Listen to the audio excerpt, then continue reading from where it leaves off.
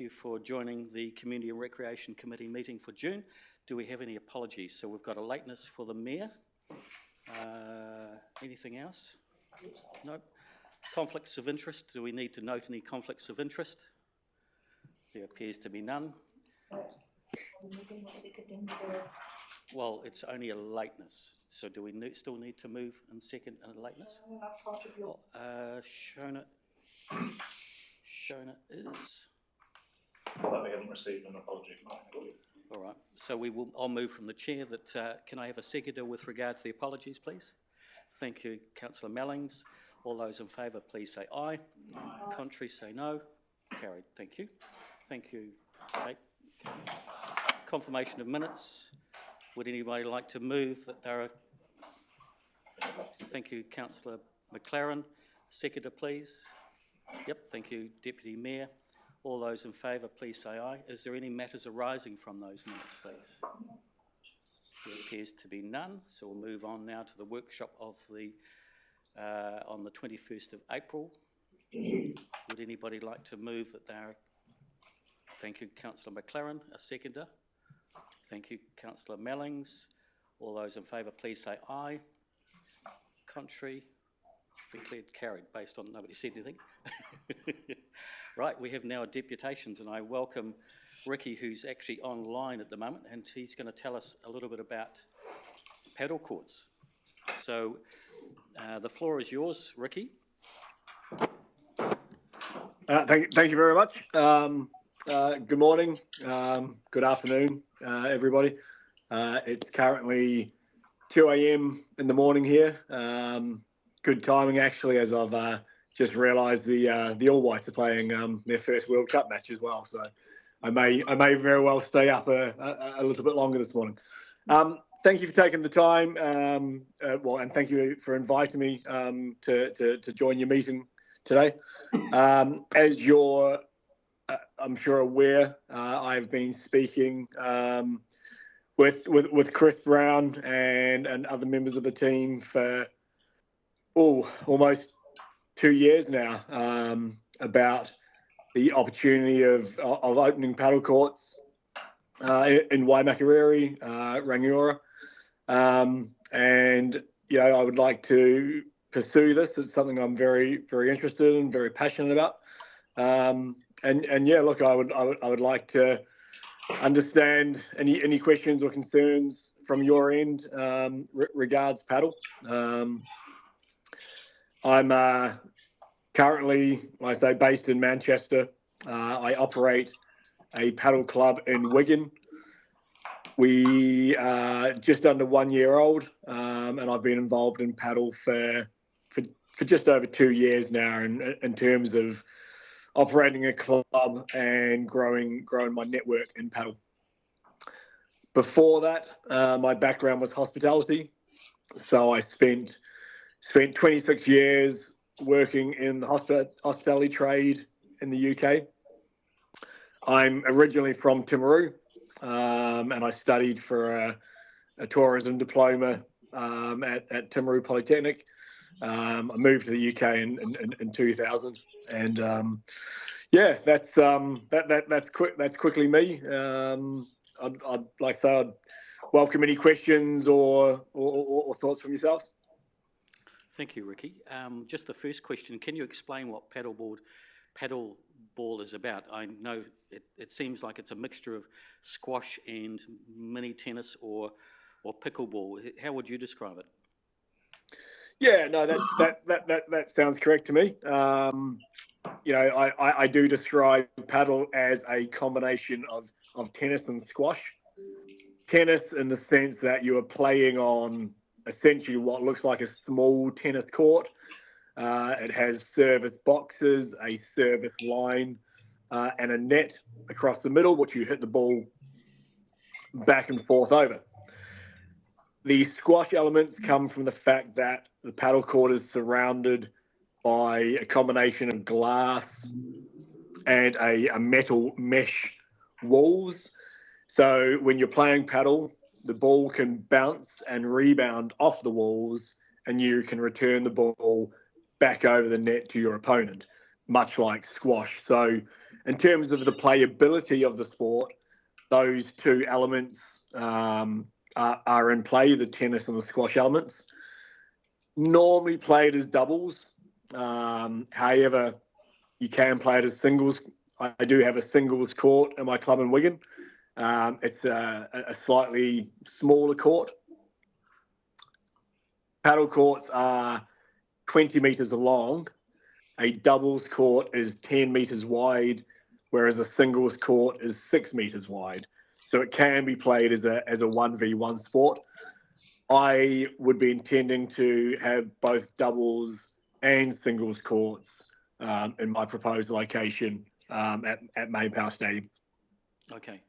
Do you have, so I look at some of our other sports that we have Main Power Stadium, and so you have multiple uses on one court, whereas this, I'm assuming, is really just one sport for, you can only play one sport within this area. And do you have any indication of what sort of cost and even how many people would be interested in playing paddleball as well in the North Canterbury area or even the Canterbury area?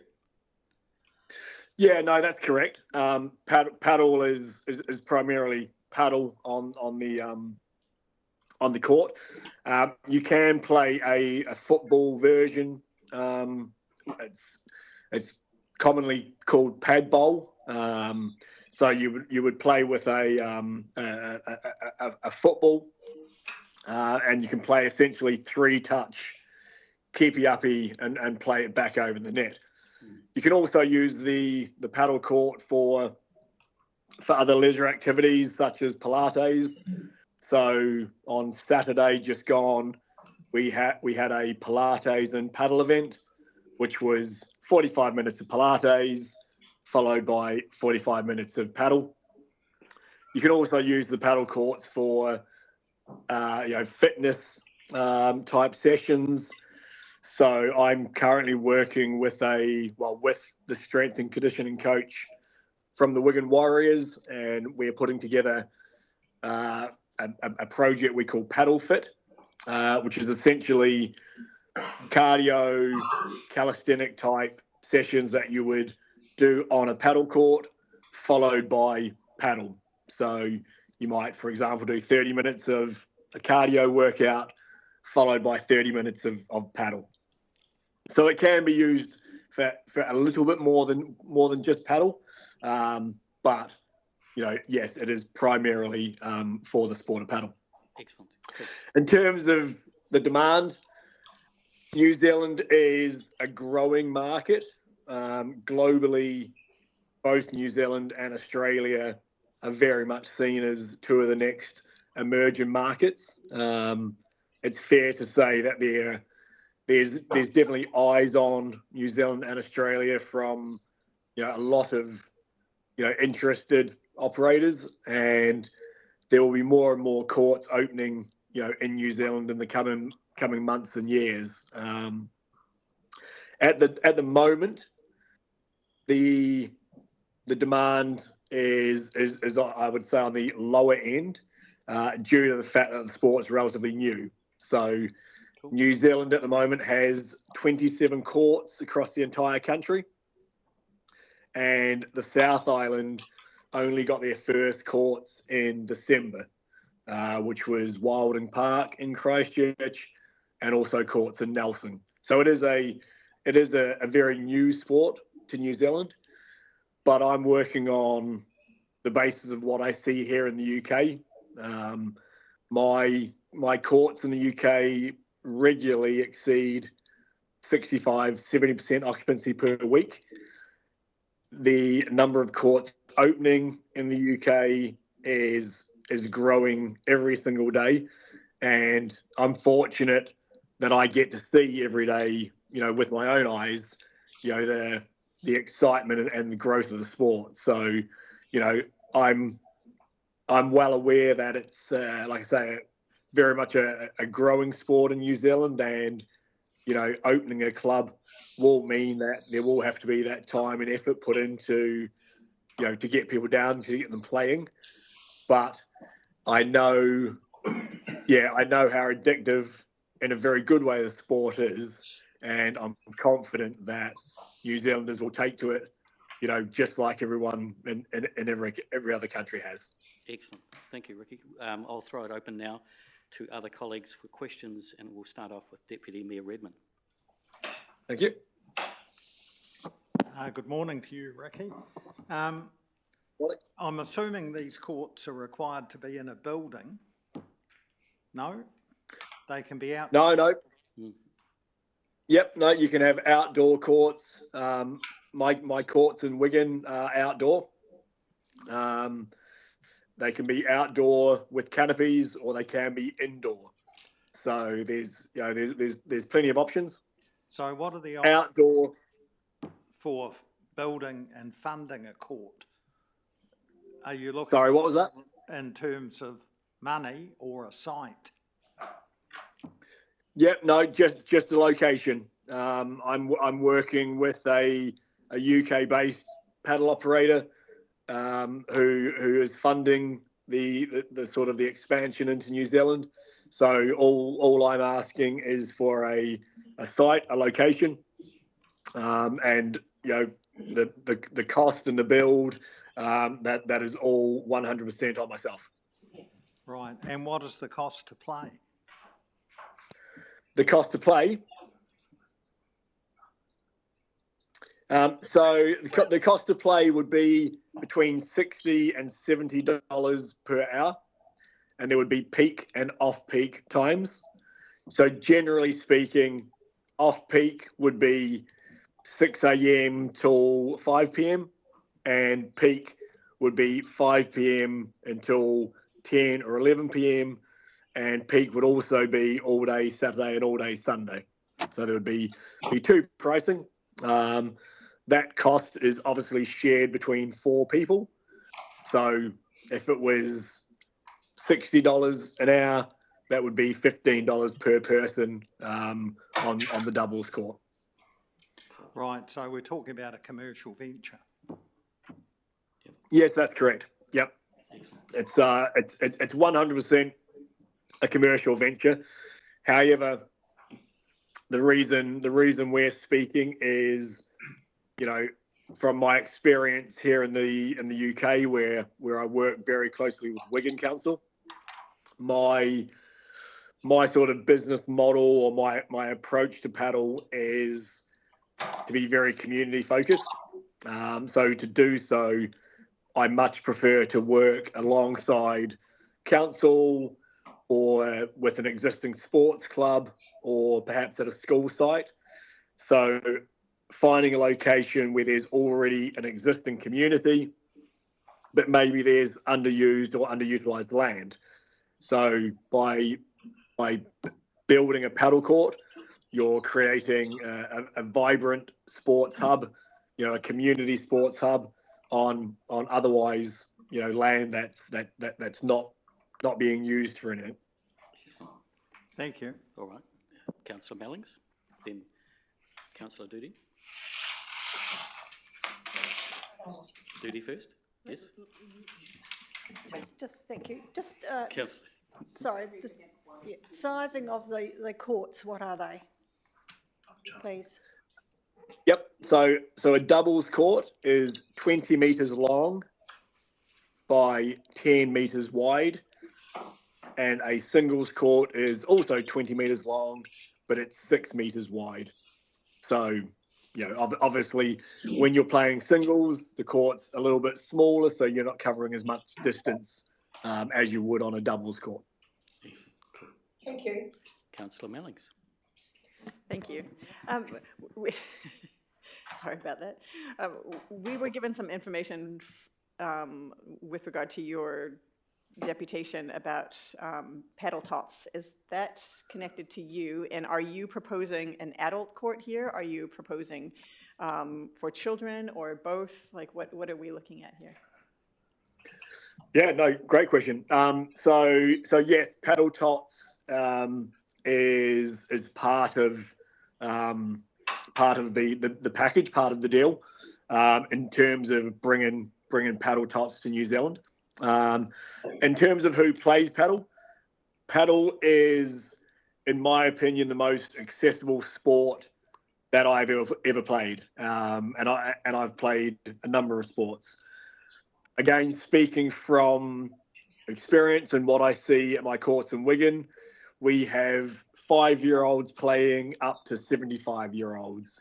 We have male, female, we have family groups, we have boyfriends, girlfriends, you know, every demographic, every age group, every sex, you know, have started playing paddle. It's a very accessible sport. Certainly the most accessible racket sport. It's just that wee bit easier to play. It's hard to explain it until people have played it. But you step onto a paddle court and have your first game, and I guarantee to everybody that after 1 hour of playing, you step off that court wanting to play a game, thinking actually you were probably better than you thought you were going to be, and that you think you can improve. And for me, those three things are really important, you know, to us as human beings.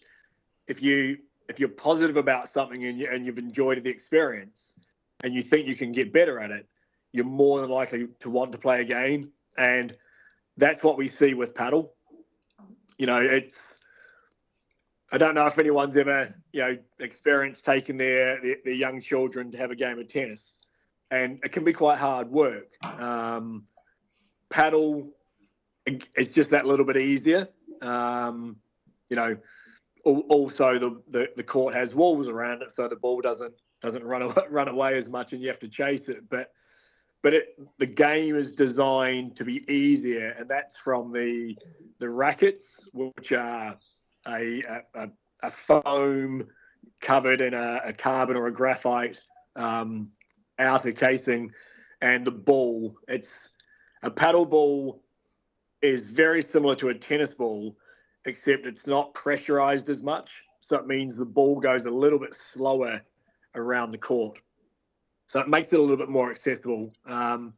Just touching on paddle tots. Yes, so paddle tots is a trademarked brand that is launching in the UK on the 28th of June. I have been involved in paddle tots for the last month, and paddle tots will be coming to New Zealand when I bring paddle. Paddle tots is for infants up to 5-year-olds. Every session is a half-hour session, and the beauty of paddle tots is it doesn't necessarily have to be held on a paddle court. Paddle tots is very much about movement and early stage development. So a lot of the activity is based around sort of movement. Paddle is there as the underlying theme, but it's more an activity movement-based session for parents and children. Thanks, Ricky. I can hear your passion there as a true apostle of. I have to be careful at times. I Question. end up talking and I find myself apologising for waffling on. That's all right. Just one other question. You used the word accessible repeatedly, and it made me think: is this a sport that people with disabilities could play? Is there an adaptive version? Yeah, absolutely, 100%. There is the Inclusive Paddle Tour. So the Inclusive Paddle Tour is global tournaments for adaptive paddle players. At my Wigan site, I have 2 adaptive paddle players that play for the GB team. I have Lewis Telford, who is a wheelchair paddle player. Lewis plays regularly at Wigan, and he is a regular on the Inclusive Paddle Tour. 2 weekends ago, he was playing in Rome. 2 weekends before that, he was playing in China. So, you know, he travels the world playing paddle. I also have a a young lad called William. William has cerebral palsy. William is already on the GB badminton pathway, and he's now on the GB paddle pathway. William's first event was in Rome just recently with Lewis as well, and on the 11th of July, I'm going to be partnering William in the Inclusive Paddle Tour event that's being held at Maidenhead in London on the 11th of July. So, yeah, very, very accessible to people with disabilities. And again, look, I'm really fortunate that I get to see these people play the sport. And look, they love it. Their skill level is very high. And yeah, no, look, to answer your question in short, it's very much a sport for everybody. Yeah, thanks very much. Thank you. And the final question, Councillor Pell. Hi, Ricky. Thanks for the presentation. Can tennis courts be converted to paddle courts? Yeah, you can do. So there's two types of paddle courts. One which would be called a mobile court, and we'll call the other a regular court. So the courts I'm proposing on the piece of land that's available, or I understand to be available, adjacent to the front entrance of Main Power Stadium, where there's the free land there. In order for those courts, you would strip the land back and you would build concrete ring beam bases, which have a porous interior. You would then erect the court on the concrete ring beam base. You would screw the court directly into the concrete, thus making it stable.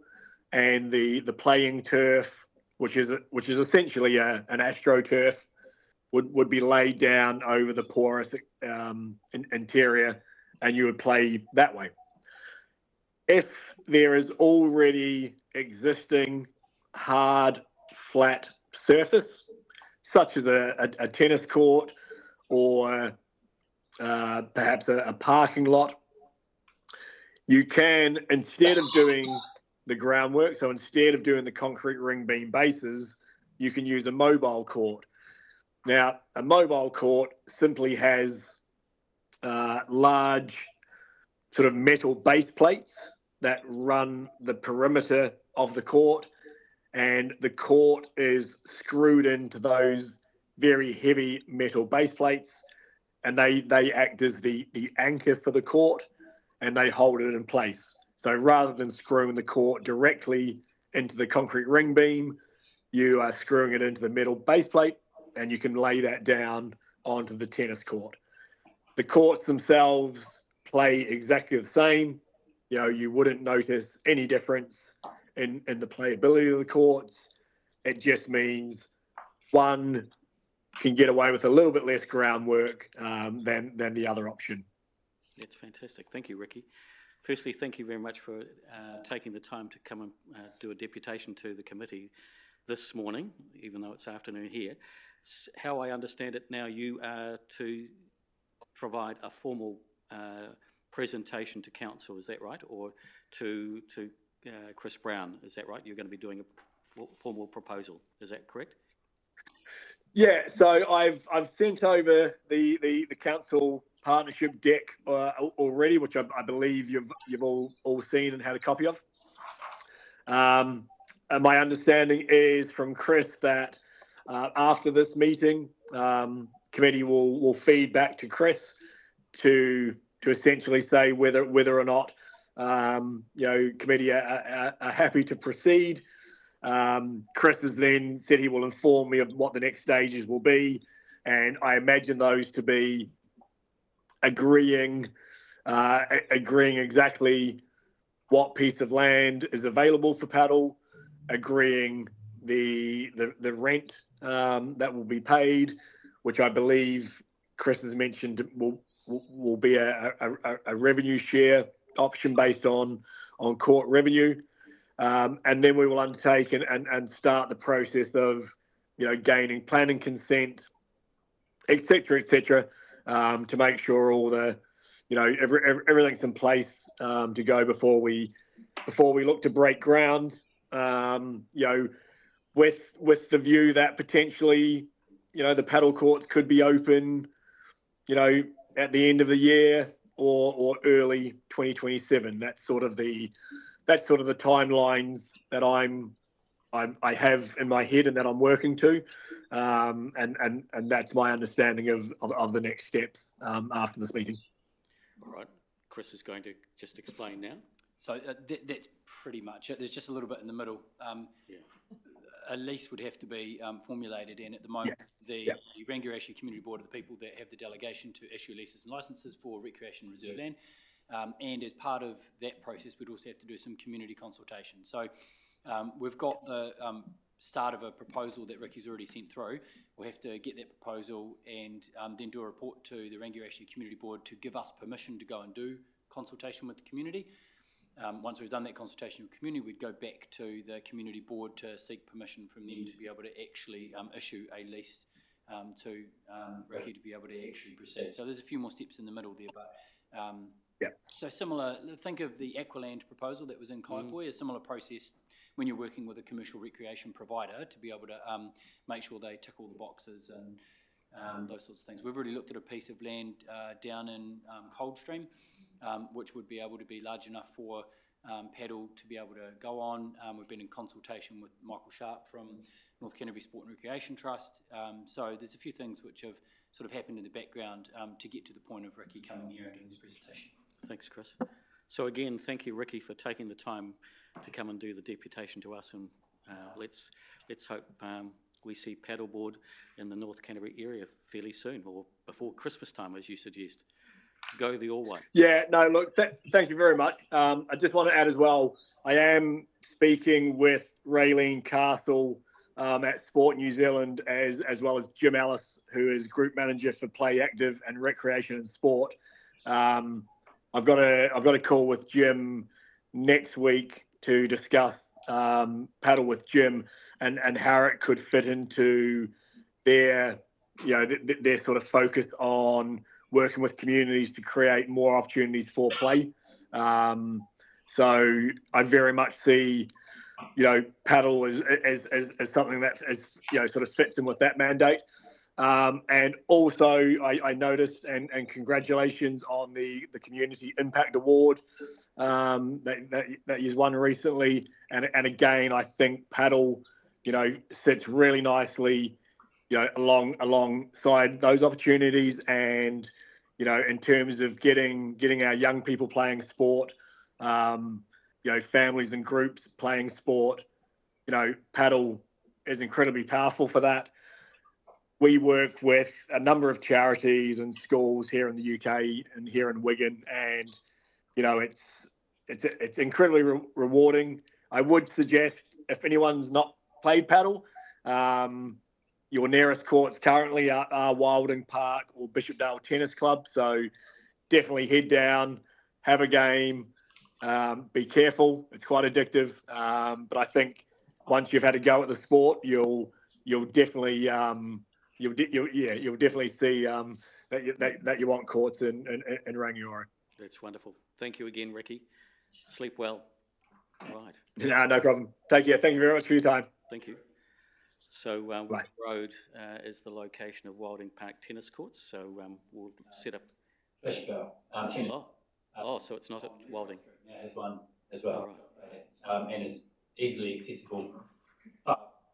Accessible. Then Wilding Park. Okay. Everybody here, and you can just book it online. Fabulous. Right. What sort of costs do you pay to play? I've paid to play. I've had people invite me to play, which has been quite nice. But yeah, it's similar there as well.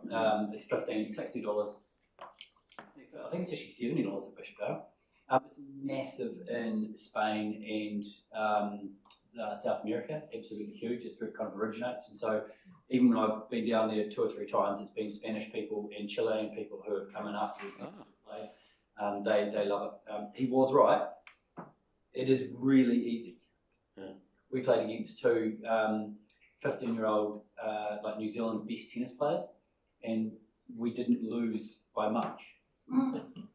We lost. But All I suggest is you go online in terms of YouTube, type in paddleball, and you'll see a glass, effectively like a squash court, and you allow the ball to bounce off the back wall and paddle it forward, or volley the shots. Quite interesting to play, I'd imagine. So we'll set up some teams. Right, we'll move on to report 5.1, which is welcome Emily and Lexi. Adoption of the Waimakariri Youth Action Plan.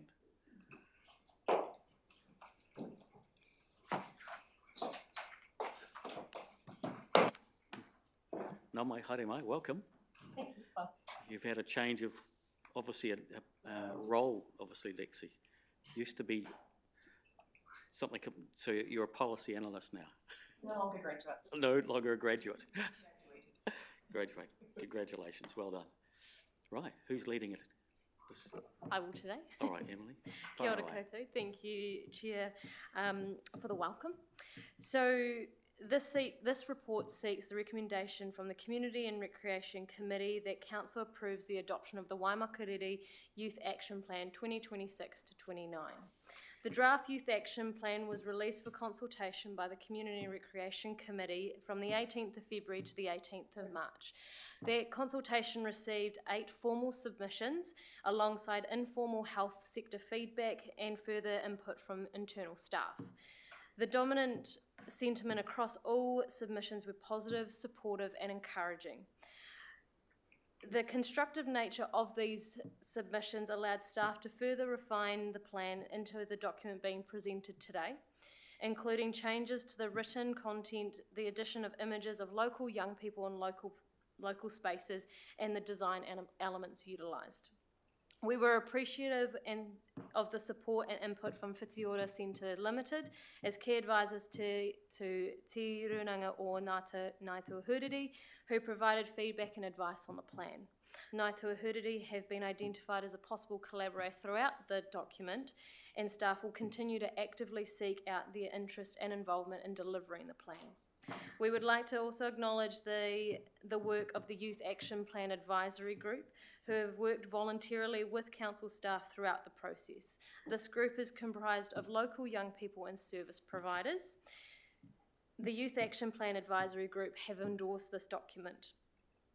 The role of the Youth Advisory Group has highlighted the importance of collaboration. Without their involvement and direction, significantly in the early engagement survey, the consultation, which received over 1,100 responses, would not have been such a success. The development of the implementation plan has highlighted a clear path forward to achieve the actions within the action plan. There have been 28 external possible collaborators and 18 internal staff identified. Staff will continue to work with a broad range of internal and external stakeholders to ensure long-term and sustainable impact for Waimakariri young people. We will take the report as read and happy to answer any questions. Thank you, Emily. Lexi, are you wanting to say anything? No, I think Emily has covered all the bases. Excellent. Right, thank you. Who has the first question? Oh, Councillor Fulton. Thank you, Mr. Chair, and thank you, Emily, Lexi. Might be a minor observation, but I see that in the list of the advisory group members, there's no representation as it happens from Rangiora High School listed. Is there a reason for that, or is that just seems like a large body to not have? No, I understand that they were invited to attend, and unfortunately I think what happened was that there wasn't anyone available at the time, or the opportunity didn't suit for students to attend. But there has been representatives from, while they might not represent Rangiora High, through Youth Council there were opportunities as well. Yeah, they might carry 2 hats. Excellent. Any other questions? it's a pretty impressive plan. So, no questions? Do we have a mover? Thank you, Mr. Mayor. Do we have a seconder? Thank you, Councillor Doody. Would you like to speak to it, Mr. Mayor? Oh, just to speak, I think we've all spoke positively about the work that's led up to this in the past, and just to acknowledge that effort that's gone into the development of this plan. There was a huge amount of collaboration with our schools, actually. So I might not mention Rangiora High School specifically there, but actually there were a number. In fact, both Councillor Mealings and you, Mr. Chair, were part of a process that we went through with the political science-related pathway at the high school, for want of the correct term, and we went through a process where we listened to their feedback and then went down to the school and had presentations. There was also a lot of work out in Oxford as well, and just to note that Oxford's really the originator of why we have a youth action strategy in the first place. Was through the good work that they had done in that community. We wanted to pick up the best parts of that. I was on the council when this was first developed, and which led to a youth council, and also Why Youth, which should be specifically developed for this district. And our community's needs through that. The Youth Action Plan picks up the things that are important to our young people. The next part will be implementing that, and also the expectations that rightly come from that. Over many years we've been working through the things that are important to our young people. They are our future, and we've got to have a good plan working with them, and that's what this is ultimately achieving here. So I fully support and endorse it. And we just want to acknowledge Lexi, Kim's there in the background, and yourself, Emily. It hasn't just been in isolation. This has been the build-up of many years' work and building trust with our community, with especially our young people. They're not always the easiest to engage with or get to, because you've got to go where they are and be talking about and listening to the things that are important to them. And so this part here I certainly endorse and fully support, and just want to acknowledge and thank our staff for all the effort that's gone into the preparation. Thank you, Mr. Mayor. Councillor Doody. This is very exciting indeed that the youth are really coming on board and showing what they're about and how that they can improve our culture for the youth and grow a very great environment for everyone to use. So thank you very much for your help you've done, Slower. It's great. I'm excited to see where it moves forward to. We'll have Councillor Powell next, and then Councillor Mellings. Councillor Powell. Good afternoon, Lexi and Emily. Sorry I can't be there today, but thank you for all your good work. I would also like to add in Lauren, who is no longer with the council, but she did a lot of work on this as well. That sense of belonging for youth, I think, is really, really important. And as the Mayor said, you know, they are our future. And although, you know, young people may go to university elsewhere, go and work elsewhere for a time, go overseas for a time, if we have instilled that Waimakariri is a really good place for youth and moving forward, they can well come back to raise their families here. So this is important it's important for youth now, but its importance into the future cannot be understated either. So thank you for all your good work, and I will be supporting this. Any other speakers? I'd just like to... Yep, sorry, Councillor Mellings. Forgive me. That's okay. Look, I just want to say congratulations on getting this to this point and bringing it to us. This has been the result of an extensive consultation. As we know, it's one of the biggest consultation responses that we've ever had, which went to inform the youth action plan. And in the spirit of nothing about us without us, you know, this plan encapsulates that, and the information that our young people that so generously gave us their thoughts have given us in the data that this represents will be able to help us in every facet of things that touch the youth of our district for years to come. And so it's a big step, it's an excellent milestone, and I'm very happy and proud to endorse it. Thank you, Councillor Mellings. If I make a comment, I recall attending multitude of events where Lauren and Lexi were turning up and seeking submissions or advice from the various different youth of our community. It was just absolutely amazing, and the huge number of people that actually came and actually put forward their ideas was just so impressive. So congratulations to the council team, Lexi particularly, in regards to going out and actually getting the information from the youth. What amazes me is this plan is a step-by-step guide to actually putting things into action. And it was really lovely to see an environmental element to it, and I look forward to seeing a whole pile of fruit trees being planted in our district as part of the environment element to it as well. I also like the common themes that seem to go through this plan along with others, like, say, the welcoming communities. There are common themes throughout all of our plans that have been written rather recently. So it's nice to see that we have these, as I said, these common themes running through.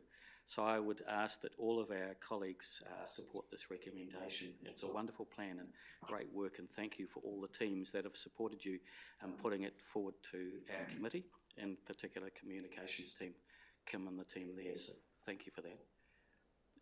Right of reply, Mr. Mayor. That's well said, thank you. All right, I'll put it to the vote. All those in favour, please say aye. Contrary? Okay, thank you for that. Thanks, Lexi. Thanks, Emily. Yes, round of applause. We move on to 5.2, adoption of the suite of manuals for the safety, management and operation of the Rangiora airfield. That's been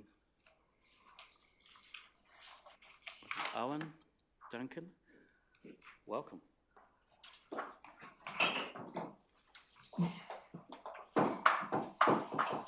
Welcome, Owen. Thank you, Mr. Chair. I'll be presenting on behalf of my team and Chris. The purpose of this report is to introduce the suite of manuals developed for the safe management and operation of Rangiora Airfield and obtain approval from the Community and Recreation Committee for their use.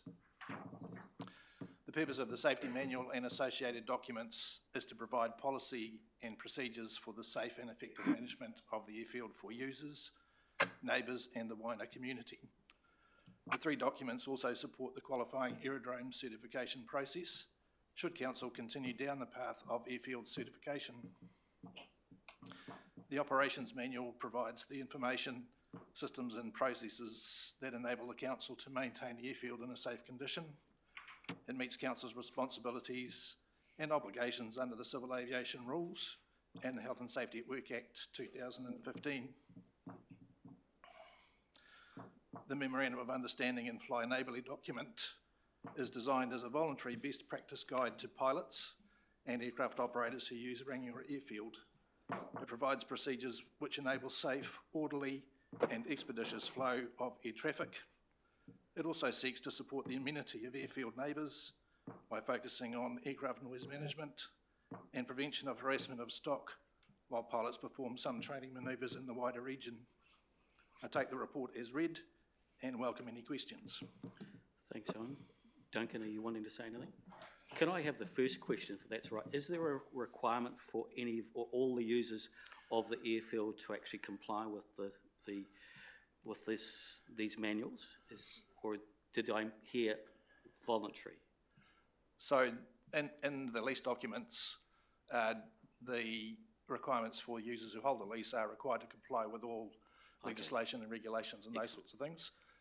Council isn't currently required to have these manuals in place. Right. They would only be required to have them in place should we go down the qualifying aerodrome certification path, and these manuals were written using the rules that provide those requirements. So do I take it that the users would then go through, say, a training program on reading these manuals? And is there another part to this apart from just having a physical manual? So in discussions with the advisory group chair, we've been looking for opportunities to try and influence the behaviours and use of the airfield. And so we would see the incorporation of these manuals as a training mechanism that we would have in place. Okay. And final question, what is a NOTAM? It's a notice to airmen. Sorry? And a notice to airmen. It's an aeronautical publication that's issued by Aeropath, which is the national body that issues those for every airfield in New Zealand. And so basically an example would be, for example, the recent accident at the airfield, I closed the active runway and I issued that through a NOTAM, which is published nationally. Okay, thanks. I was reading it, I was getting rather confused because there's a lot of acronyms. I'm going, what on earth is this NOTAM? Because it seemed to appear a few times. All right, thanks, Owen. Right, Councillor Ward. Thank you for all your work. Amazing work, long awaited, well done. I enjoyed reading it, but I was my question is, how often do you use the gun to scare the birds and things? How often is that used? Because I read all these pages and I said to David, I said, what's all this about? And then he explained it to me, so that was fun. So it's very limited use. I have found that harassment is the most effective, which is basically I harass, in particular, paradise ducks and oyster catchers. They tend not to respond to anything else other than being chased. Right. And so I've now educated, particularly the paradise ducks, as soon as I go out onto the airfield proper with the lights on the car, they will fly away, generally speaking. So, and paradise ducks are the most significant risk factor from a bird perspective.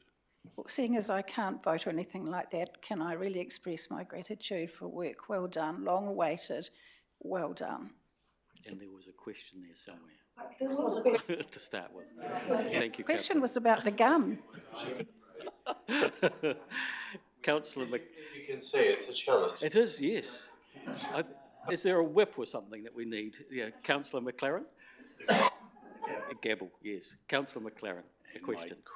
My question is, you described the documents as best practice documents, but by definition that means there's nothing better. So if they're published, what happens when things improve? How will they be replaced or updated? How live will these documents be? And would you consider removing the word best? So there is a formal amendment process within the manuals, and so anybody can make a recommendation in terms of a change. We look at the performance of the airfield, so I'll be taking account of the incidents that occur, and then along with the safety team, we'll look at the causal factors and say, is there anything involved in, for example, the operational document or the safety management system that could change, that would improve or remove that particular using the term best practice is kind of an aviation-based assessment, and because I've written the documents based on the Civil Aviation Authority advisory material and the rules, it kind of fits into that best practice description. Yeah. So would I be comfortable with removing best practice? I'm not going to die in a ditch over it. Thank you. Any other questions? Is anybody willing to actually move the recommendation? Thank you, Councillor McLaren. Seconder? Thank you. Deputy Mayors, right. Would you like to speak to it, Councillor McLaren? Yeah, look, I just want to acknowledge that it's really good work, and I will note that it was about 15 years ago that central government departments stopped using the word best practice for that very reason that I highlighted, because most legislation now and guides do allow for changes with technology and improvements without having to go back and revisit the documents. They're usually referred to as good practice. But thank you for this, and support it. Thank you, Mr. McLaren. Councillor, Deputy Mayor Redmond. Thank you. I think we should strive for better than good practice. Best practice seems to me to be the aim. I'd just like to thank Owen and Duncan for producing these manuals. Obviously, a lot of work has gone into them. They're not something you do in 5 minutes, and I appreciate that. I'm not a pilot, unlike Councillor Ward, so I'm not going to comment on the content, apart from to say that during my time on the advisory group, I have discovered what NOTAM means. The thing I'm not quite clear on is how do pilots get to know about NOTAMs, because the recent incident you referred to, I think the pilot was trying to land on our closed portion of runway. Obviously, he hadn't read the NOTAM. So having said that, as you indicated earlier, Owen, this could be a step towards becoming a qualifying airfield, and that will be a decision to be revisited, I guess, despite the fact I understand the council previously agreed to go down that path. It's probably worth revisiting that again.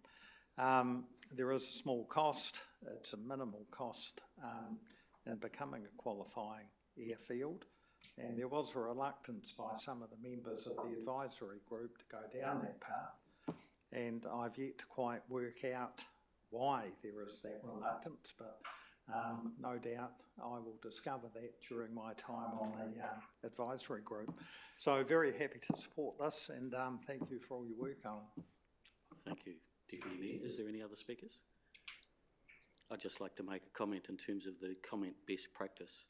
I always think that best practice, yes, you can always improve it, and as soon as you said that it's always up for review means that it's best practice, so you're always keeping up with things, and I always think that that's a great idea. The other thing is that you're embedding safety into the airfield, and that's a key element from our perspective, is making sure that everybody's kept safe, particularly the users and anybody else that comes and visits our district. Keeping the whole area safe is the key part to it. I've learnt a lot. I've never flown before in my life, you know, apart from being a passenger.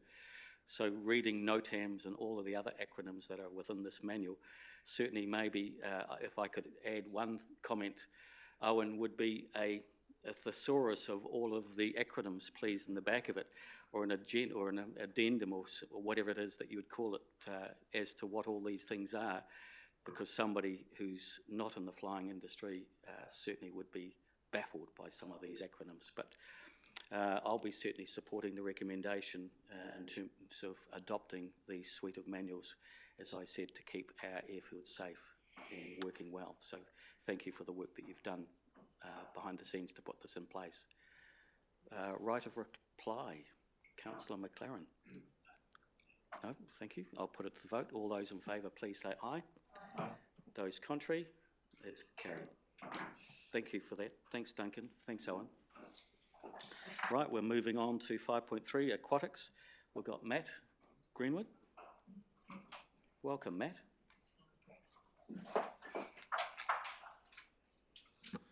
Thanks for having me. So the purpose of this report is to update the Community and Recreation Committee about the activities at the aquatic facilities through to the end of May. So our attendance is still trending down. I note that we had a program maintenance closure at Dudley in January, which will have affected that. Number of other factors include the price of fuel currently, the amount of spending that families have to do. We also have details of our customer satisfaction survey. We have a target of 90%, and we scored 97% for overall satisfaction in that, which is a result the team are truly proud of. A number of areas where it also identified a number of areas where we still have work to do around communication with our customers, pricing perception, and also levels within the Learn to Swim programming, which are all aspects that I've detailed here of how we're going to work on those. Happy to take your questions. Right. Thanks, Matt. Who has the first question?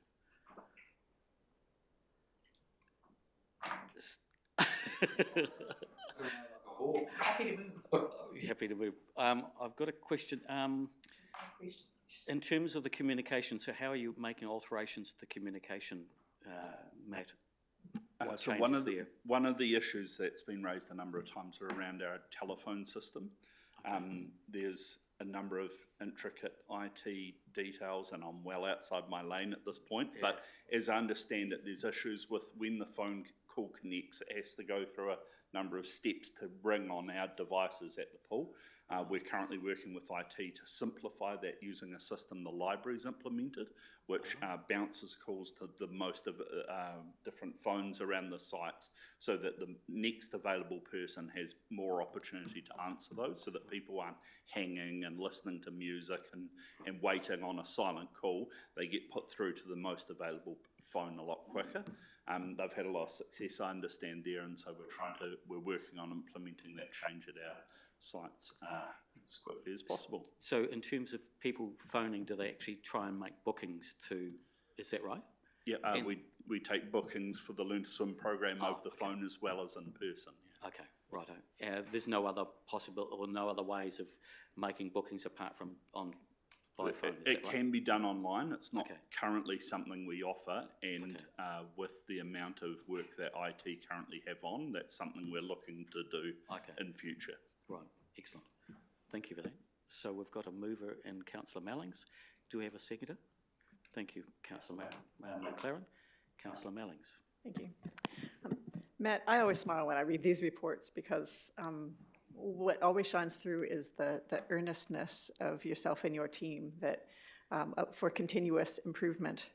You know, your statistics on satisfaction are phenomenal. I mean, 97% overall satisfaction, and your target's 90. That's a pretty high target, and yet, you know, I'll bet you anything you're chasing that extra 3%, right?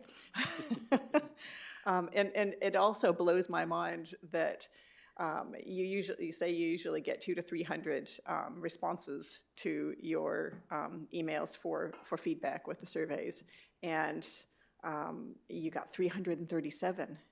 And that's 24% of the 1,400 customers that you asked for feedback. That's a huge response of people that actually cared enough to not just return feedback, because we all live in a world where the people that we usually hear from are grumpy.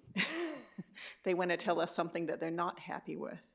And you actually have 97% of a 24% of customers emailed that are happy, and they wanted to take the time to tell you that. I think that speaks volumes. So congratulations on that, and keep up the amazing work. Thank you, Councillor Mallings. Councillor McLaren. No, nothing to add to that. Just well done to you and your team, Matt. Fabulous work. Any other comments? Just briefly. Look, it's a topical matter, but just the incident that occurred last week, just want to just acknowledge how that was handled. I called the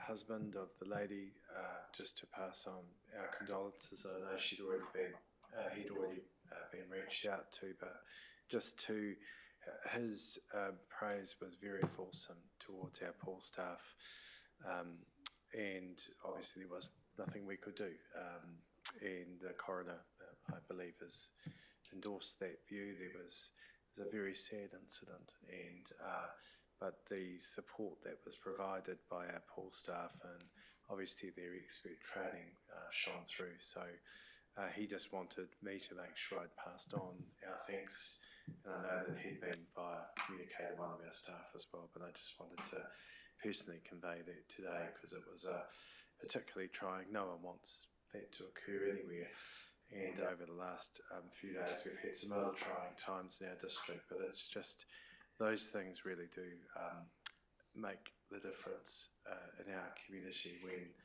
our staff perform the way that they do each and every single day. So just to say thanks, Matt, to you, pass on our thanks to your team for their commitment and also their expert training, which shines through on unfortunate incidents like that. Thank you, Mr. Mayor. I'd just like to make a comment in terms of the aquarobics. I'm a new user of the pools. I'll pay to watch that. Exactly. I don't think you'd want to.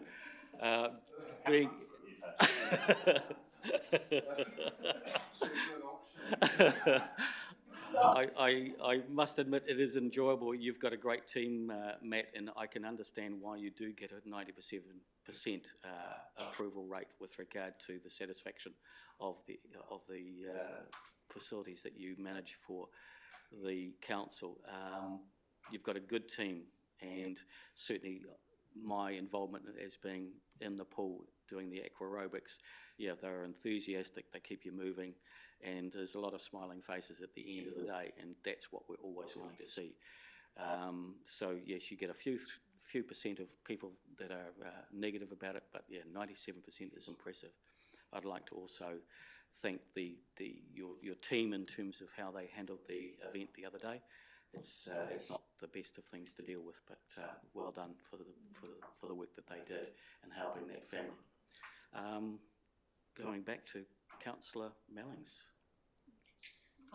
Write a reply. I would just really like to say that I agree with colleagues' sentiments and particularly endorse the Mayor's comments in acknowledging the response to the unfortunate incident at the pool, and also my thanks to our staff and condolences to the family that lost somebody on that day. So, but thank you so much for your continued efforts. We'll put that to the vote. All those in favour, please say aye. Contrary? Carried. Thank you. Thank you, Matt. Right, we'll move on to 5.4, Libraries Update. Welcome, Luke.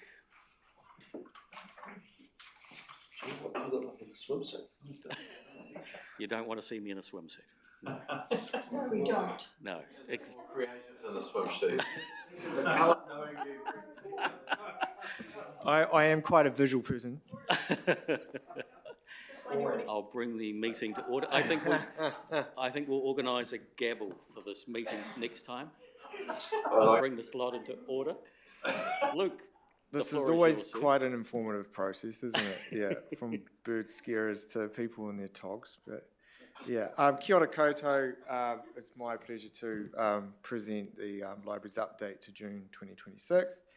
I'll mostly take it as read, but I will draw your attention to a couple points of note in the report, notably our school holiday volumes, which were record volumes for us.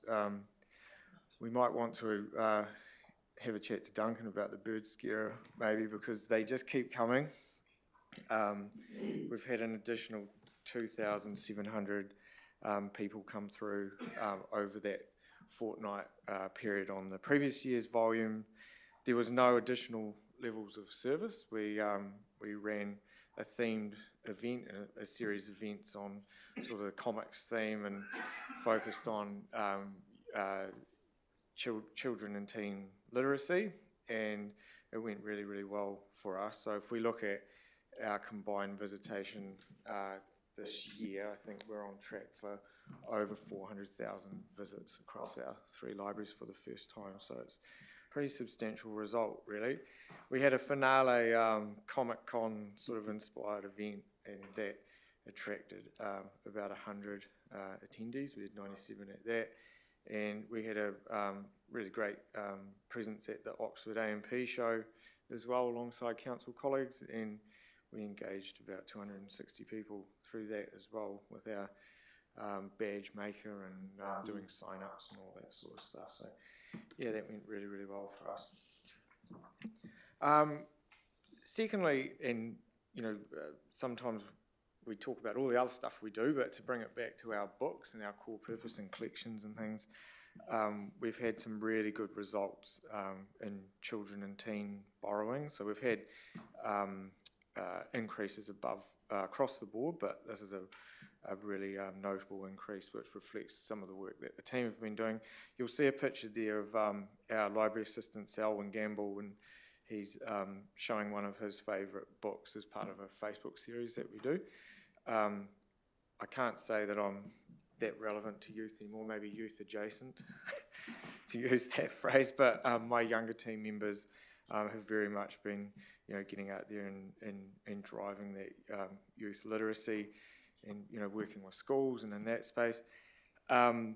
It's a really positive trend considering there's a RNZ article that I referenced there around children's enjoyment of reading, writing and maths dropping, highlighting a decline in children's enjoyment of reading for fun and for recreation. So, all the things that we do in that space really make a big difference for the community. So I'm quite proud of the team in that respect.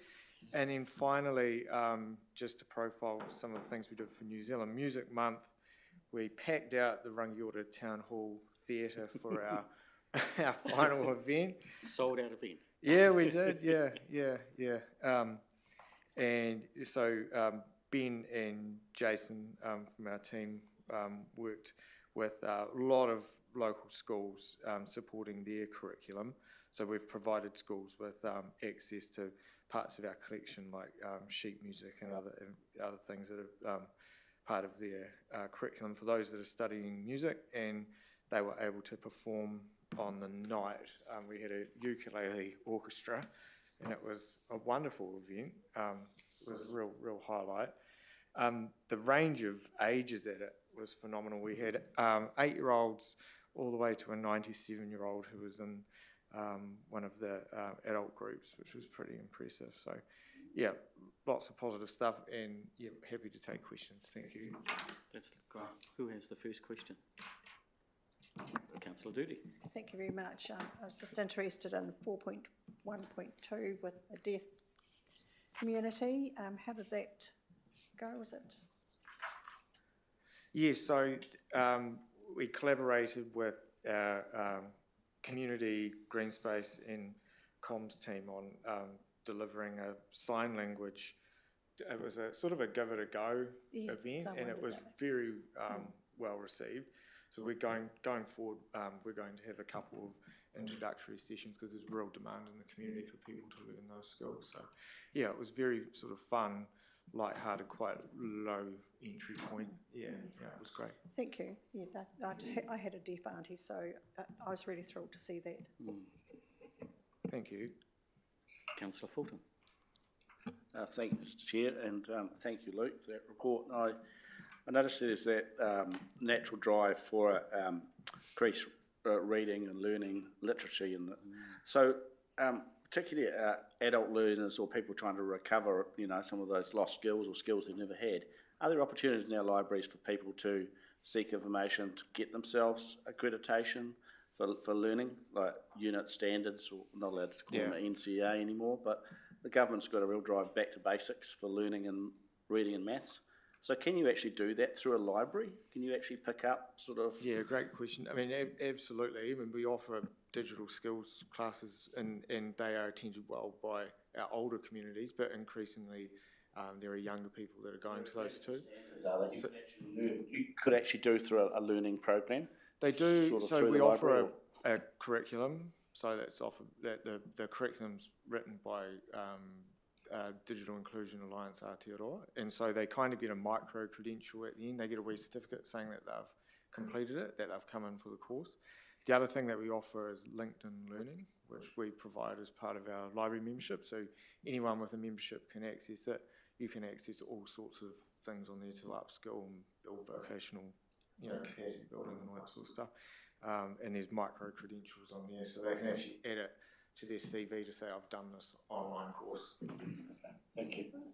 So following on from that, Luke, in terms of LinkedIn Learning, is this how do the users find out about these sort of offerings? Is that on your website? Yeah, it's part of our e-resource suite, so they get it as part of their membership, and we profile it in our communications, but otherwise, they can go onto the website and log in that way. Yeah. It's almost constant, isn't it? There's always something that you seem to be adding to the levels of service. You said that there's no increase in levels of service, but you put on, 1,200 events a year. Is that the levels of service you hope to maintain? Is that right? We have a KPI as part of annual plan around 1,000 events and programs a year. Okay. We'll be closer to that figure this year. We're certainly not doing more. I mean, just with the fact that we've got 10% a year coming through the doors means that a lot of what we're doing is meeting existing BAU growth. And I was referencing the school holiday programs there, and that we ran a pretty lean program, but people kept coming in regular numbers as well. So in terms of going back to Councillor Doodie's comment with regard to the deaf, how many people do you think live locally that would fit in with that? I couldn't answer that, but there was some. Yeah, so the deaf community is estimated to include 4,600 profoundly deaf people who share a distinct linguistic and cultural identity. Additionally, there's around 23,000 people in New Zealand that use New Zealand Sign Language. So how do you choose as to what sort of programs you want to run versus others? Yeah. So is this from demand? Yeah, so somebody absolutely. comes to you and says, I've got an idea, and then you run with it? It's often a community partner will come to us and say, look, we'd like to pitch this to you, and then we work together. A lot of our events and programs are co-designed, co-funded elsewhere, so it's about us providing the necessary space.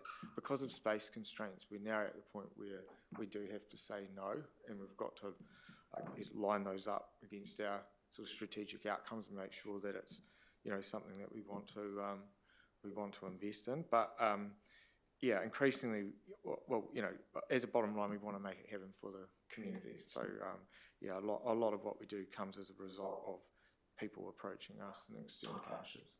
That's fantastic. Right. Do I have a mover? Yep, Councillor Doody. Who would like to second?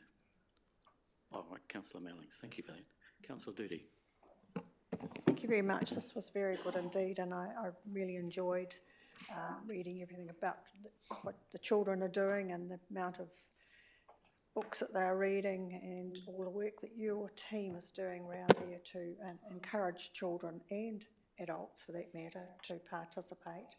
Really pleased about that, and I was absolutely delighted over the death. Didn't mean to say death. The deaf people having an opportunity, because that they do live in a little silo world, unfortunately, and that's lovely to see that happening. Thank you. I hope you do it again. Councillor Mellings. Thank you. Yes, another report that I always look forward to seeing at our CNR meetings, because it never fails to amaze me all the great stuff that you guys get up to. Libraries are so much more than books. Yes, we're definitely books, but so much more than that. I know that Councillor Cairns and we enjoyed being seed-saving heroes along with Jason Clements a couple months back. And, like the fact that we actually had a seed-saving workshop in the middle of the library. I don't think anybody that, if you've never actually done that before and realize that can be a messy process, that's a pretty cool thing to accommodate. And I love the feedback that you put in your report about the grandparents' feedback, saying, that when they grew up, they didn't even like the library, even though they liked books, always getting shushed. That's what people think about whenever they think about a library, and they went on to say, that they're happy that their grandchild's experience is so different, and that it's a space for them, and they really enjoy that. I love the fact that we also have musical staff that have provided schools sheet music for New Zealand Music Week. Love that, having been a musician, and I know my kids really enjoy the Kiwi classics, and to be able to make that accessible and teach them not just how to sing those songs that we all know, but to play them, that's pretty cool. I could go and pick out any number more of bits of awesomeness here, but all I can say is keep up the good work, and yeah, thanks very much. Thank you. Thanks, Councillor Mellings. Councillor Ward. Thank you. Luke, I just want to say a big thank you. What you are giving to the community is very, very important. I notice particularly in the weekends when it's probably when I come to to change the library books, that how so many elderly people are coming and lining up early to go. And so it's really, really important for the community that what you provide. And so it's not surprising that you're growing and growing and growing, and that's a very good sign. So really want to say thank you for all the work that you and your team do. It's very important to us as a community. Thank you. Thank you, Councillor. Any other comments? I'll say I think we're very blessed to actually have the quality of the staff that we have in the libraries. In fact, a lot across our council, but in particular our library staff.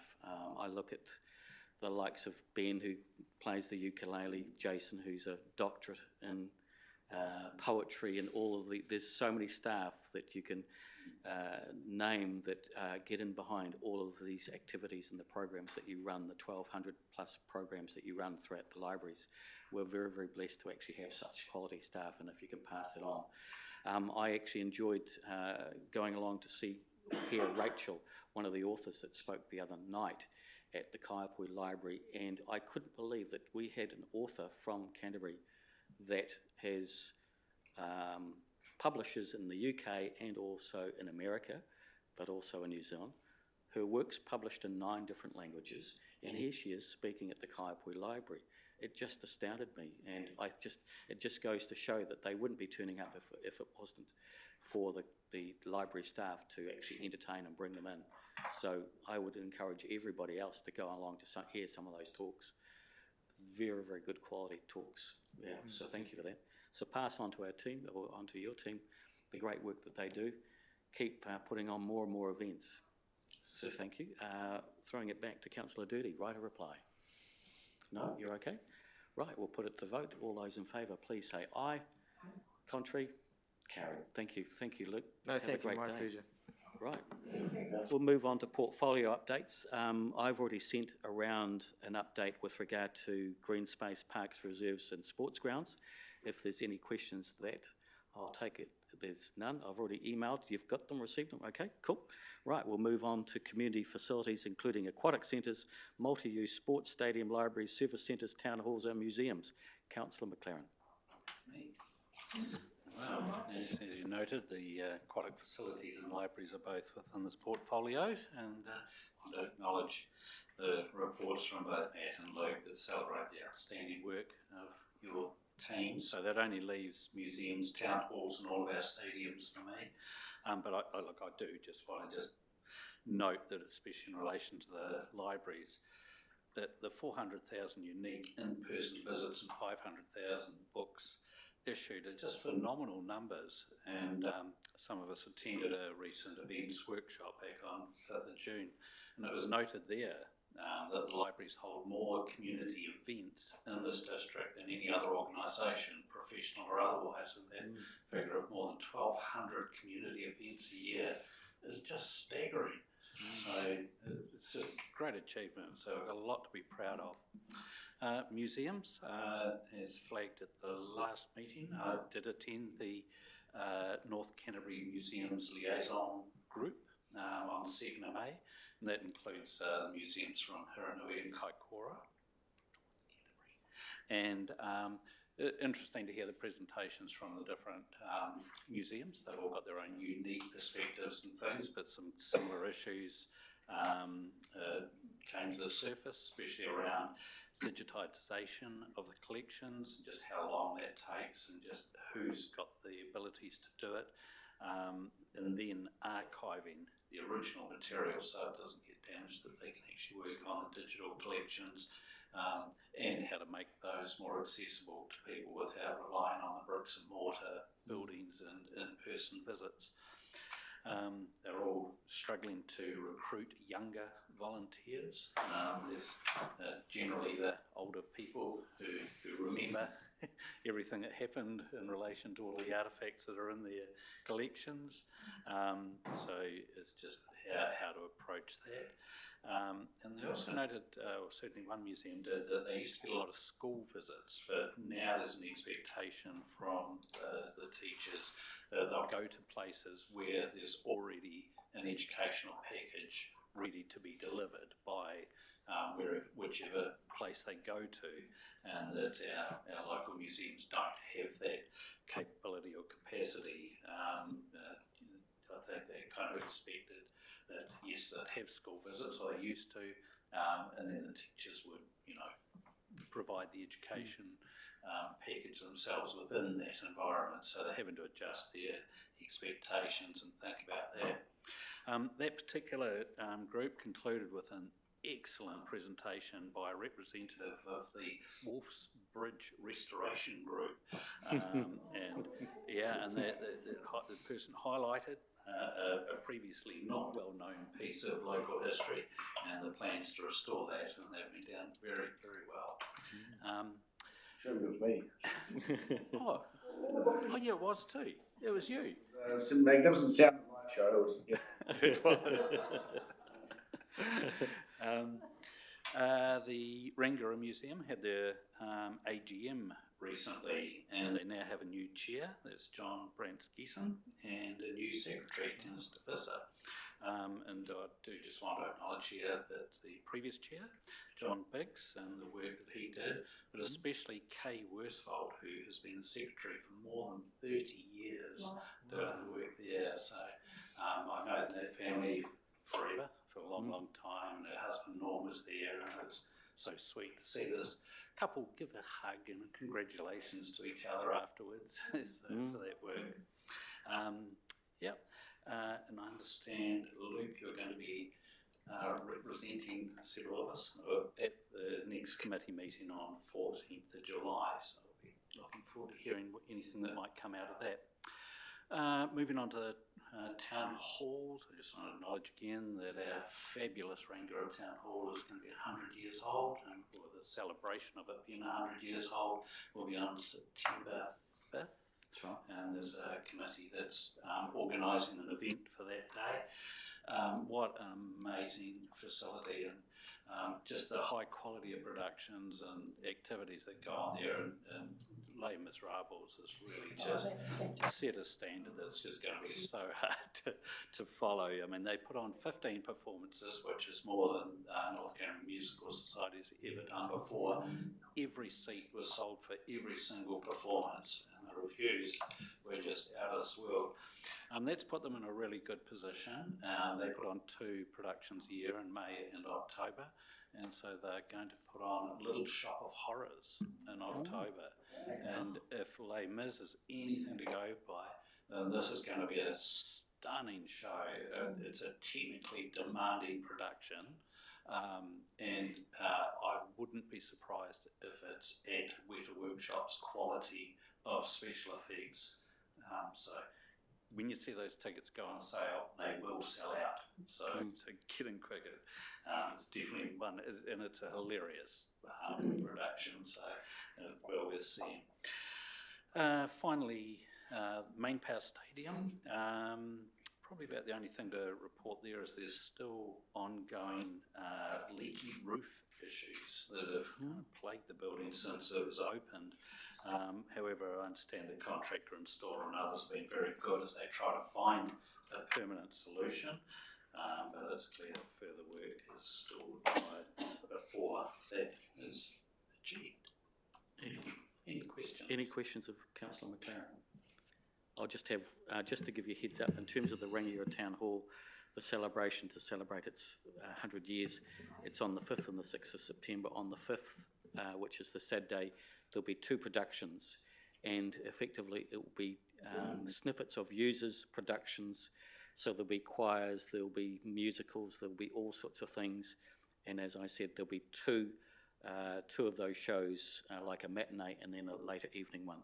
And then on the 6th of September, on the Sunday, there will be tours of the town hall conducted, and then there will be a cocktail event afterwards.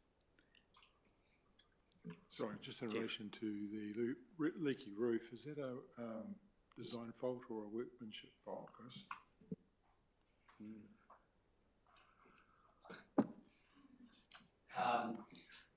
I think it's more the latter. I don't think it's necessarily a design fault. They've gone up and we've got an independent person that we've paid a little bit towards, and so has the original contractor, and they've gone up and had a look at it. And there's some issues with where the flashing is meeting the 2 skylight bits which push out.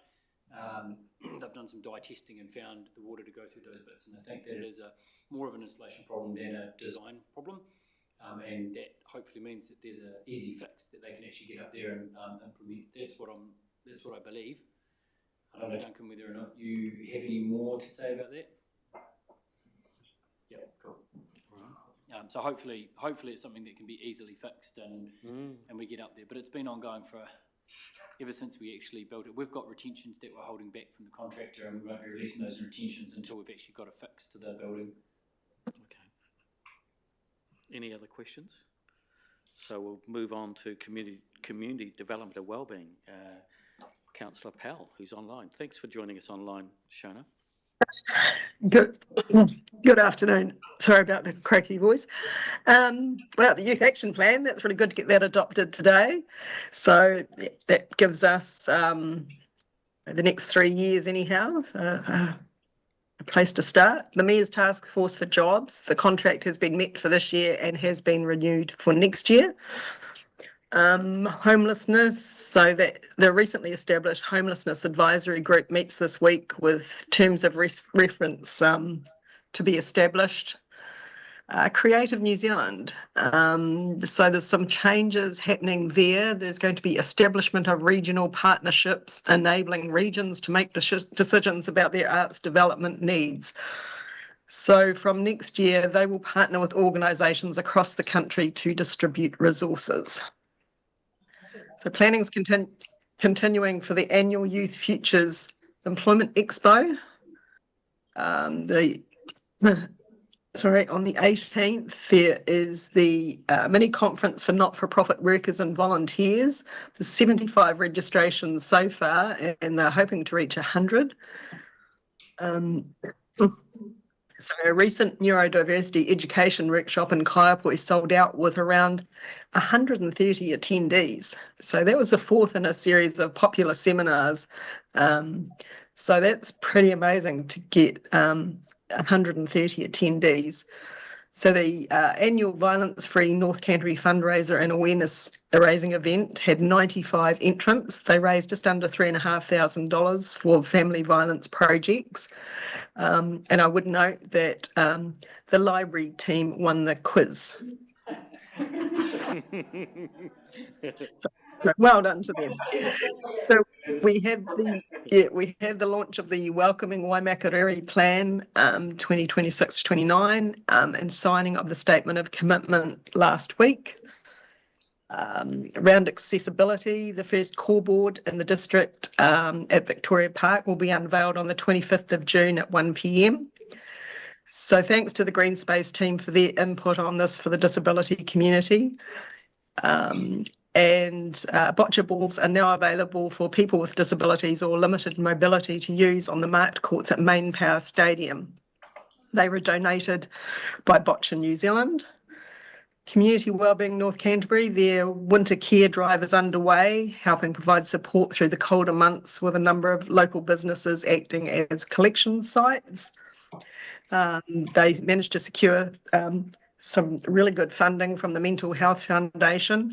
They were one of only 18 organisations successful from around the country, and there were 455 applications. So that funding will support a North Canterbury rural suicide prevention project. Recruitment is underway for a chief executive to replace Deirdre with her retirement, and also for a new board member. And it is National Volunteer Week, which, so that's it from there. Any questions? Shona, any questions? Councillor Fulton. I hesitate to ask you a question. I don't think you really, but actually one, it was sort of a service request over the weekend, Shona, but I wanted to share it here, which was at our sports fields. I've noticed that I have a family member who's now largely in a wheelchair, and he's been to a hockey turfs now at Nunwick and at Main Power, where you're sitting in a wheelchair, you can't see anything. And really, there's no raised platform. I know at hockey, you'd be up on the turf, and it's a real line of sight thing. And it's almost like you built it at the wheelchair height. So the poor old dad sitting there saying, "Yeah, I could see it." I could tell he can't see anything. You know, you've got the bars, you've got the mesh. Right, you're right. It's right at 1.2, 1.3. Is it? Yeah. Yeah, Nunwick's just as bad. I haven't done literally a recce around other courts, but for want of a raised area, someone with wheelchair needs or other accessibility needs could see over that rail. And I just thought, is it something we can consider? Because I've never considered it, but it's a real thing for people who can't stand. And yeah. Good point. So this is something we could just note. Was that a question? There was a question. There is. It somewhere. could be. Yes, Well, yes. could it be in our Service service request. area? I Indeed, shared it yeah. with Shona, but Yeah. I just Yeah. It's a great suggestion, and we've got some activation budget in future years for exactly that sort of thing. So 20 centimetres you could see over the raft. Yeah. Excellent. Right. Thanks, Shona. Go back to Thanks, Tim. Thanks, Brent. lemon and honey drinks, please. Yeah, been there, just did that one. Thank you for that. Thank you for taking the time to join us online, even though you're not well. Right, we'll move on to arts and culture, which is me. I've already sent through, but I'd just like to clarify in terms of a question that was raised at the Audit and Risk, and it talked about the waimakariri Public Arts Trust. Yes. So just to give you a heads up, that's the organisation that tends to look after the larger public works in the community, whereas the Waimakariri Art Collection Trust, which is now dissolved, they are the ones that used to own all the art that you see on the walls in here. They've been dissolved and all of the assets have been transferred into council. And then there is another committee which was almost like a duplication have been set up. It's the Waimakariri District Art Collection Subcommittee. They are the ones that will look after the management of the art that you see around here. And I've already spoken or communicated with Mel with regard to, and she'll bring back obviously a report at some stage with the blessing of Chris to talk about the art and how we manage it and the storage and that sort of thing, because she's got issues with regard to where it's being stored now. All right, so that gives you a bit of an update with regard to that. So you'll see in my report, particularly Public Arts Trust, the likes of installing a sculpture at Main Power Stadium, the Kippenberger sculpture, which is Victoria has been, as the artist who's a kaiapoi artist, she's been selected as the one that's doing the Kippenberger sculpture, and I think Rangiora, Ashley Community Board have already seen all of the designs with regard to that. But yes, if you have any questions or want to be sent any more information, please let us know and I'll pass it on. All right? All okay? Excellent. Right, we're moving on to property. Deputy Mayor. Thank you. The Property Assets Working Group, or POR, met last week. We meet in PX, so it's sort of hard to know what I can tell you here. However, we did discuss progress with disposal of a property in Rangiora, which has recently been subdivided and titles have issued, so that's progressing. We have made progress with documentation for Abbeyfield. We had a housing update on occupancy levels, which have improved, and as at the 8th of June, if I call it elderly persons or pensioner housing occupancy level, excluding Courtney, was 87.5%. Now, Courtney will be getting filled up at the moment, and there has been some people shifting between units. So in the next few weeks, I imagine the occupancy levels will settle down and we'll have a better snapshot of where they're at. But suffice to say that the occupancy levels are increasing as some units have been upgraded. Work streams, I just counted, there are 23 acquisition matters. Now that can include matters such as roading acquisitions at intersections and such like. 5 disposals underway, 7 easements and 5 roading matters. So the property department has quite a varied smorgasbord of property related matters, and if you'd like to know more, have a look up in Diligent and you'll see the minutes of the previous meeting and the agenda of the last meeting. So a little bit happening in that space. Thank you, Deputy Mayor. Does anybody have any questions for that? No? Right, we'll move on to Councillor Doody, and she's going to tell us all about housing.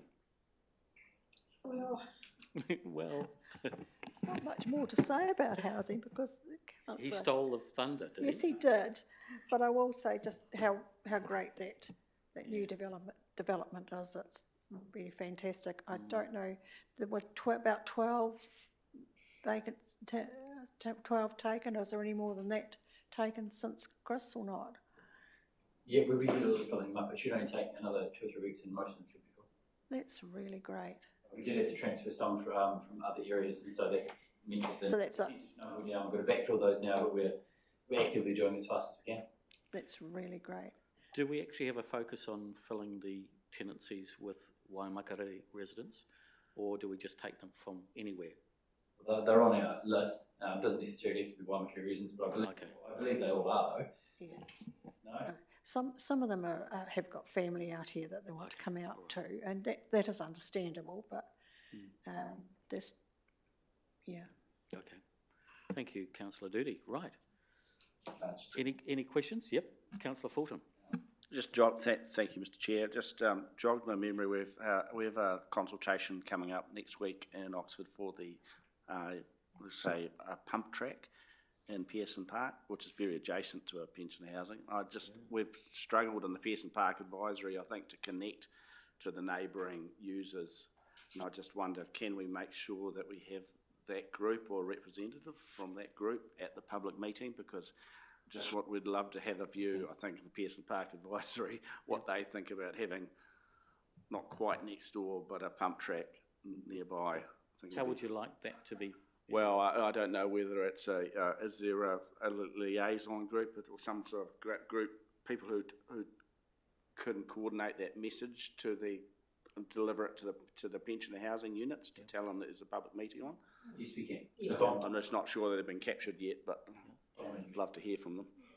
Yeah, and I'll be along as well. Yeah, next week.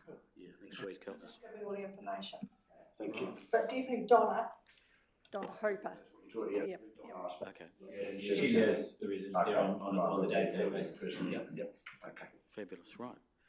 Moving on. I don't have any questions. It doesn't seem like there's any urgent general business. Next meeting will be on the 18th of August here, and we now go out of here and we'll move into briefing. And we'll be calling on Grant McLeod, who's online, and we'll have Jill. And you're going to be telling us about Bowls Club and Community Hub decisions. Thanks, Jill.